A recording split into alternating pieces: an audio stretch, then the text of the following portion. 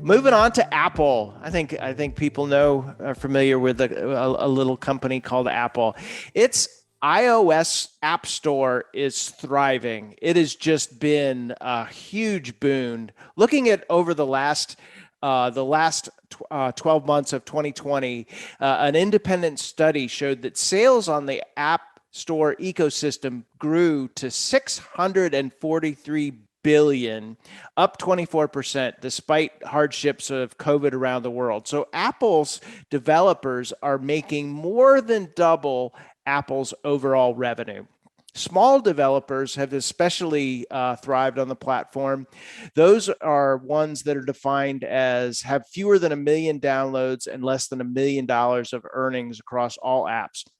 This group of small developers makes up 90% of all developers on the platform, and a quarter of those have grown their earnings for 25% each year for the past 5 years.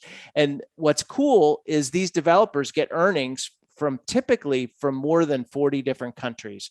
Apple is continuing to fuel the growth with its App Store with even more powerful application software development kits. Its augmented reality software development kit is now available. It's super cool. You take a couple pictures and then all of a sudden you have a 3D image that you can manipulate on the screen. These are really powerful applications. I just continue to be amazed at the results that the Apple can bring, and it's the amazing scale it can bring and the global reach it has. All right. And you didn't even throw in the heartwarming story that you said you were going to include about an app designed to help people who are blind or have low vision see things. I mean, truly, there are some pretty neat things going on within this app store. But here's my question.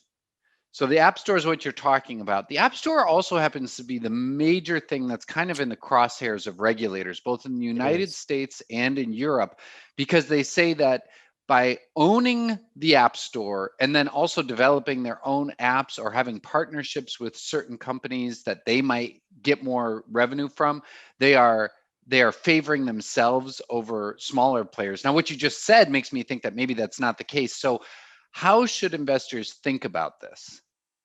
Yeah, and so it seems like everybody is gunning for Apple right now. The U.S. government, there's courtroom battles. Epic Games, the maker of Fortnite, has been the most in the news.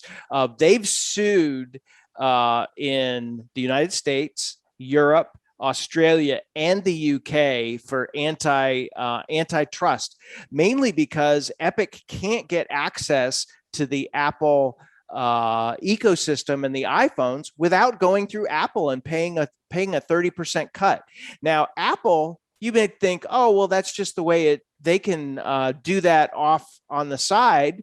But Apple even prohibits what they call side loading and ways, and it sort of really forces developers to have to use the App Store, not only for initial sales on the platform, but ongoing in-app purchases. So there have been a number of complaints by Spotify, Facebook, Epic Games, and the courtroom battle in the US just concluded at the end of May, and we expect a decision in the next couple of months. In Europe, the European Commission issued charges that Apple violated antitrust laws. There's some bills going through Congress. One of the provisions known as the American Innovation and Choice Online Act could further limit Apple's ability to control their app store, the limit to access there. And in Europe, there's an act going through the EU called the Digital Markets Act, which also limits provisions for side loading. The question is, there's all this stuff going on. Should investors be worried? And I don't think so. Looking back at the Microsoft antitrust case, and I encourage you, if you're an Apple shareholder, to go look this up. This thing drug on for years. And even after it was initially decided, Apple appealed and eventually won. I mean, it was almost like this decade-long battle. And at the end of the day, Apple ended up agreeing to some different things that helped at least allay the fears that they were being a massive monopolistic entity. But in the meantime, while the court battle was going on, they continued their behavior. So I see a continued long drawn out battle and potentially Apple having to make changes to its ecosystem. But these are things that are kind of priced into the stock right now.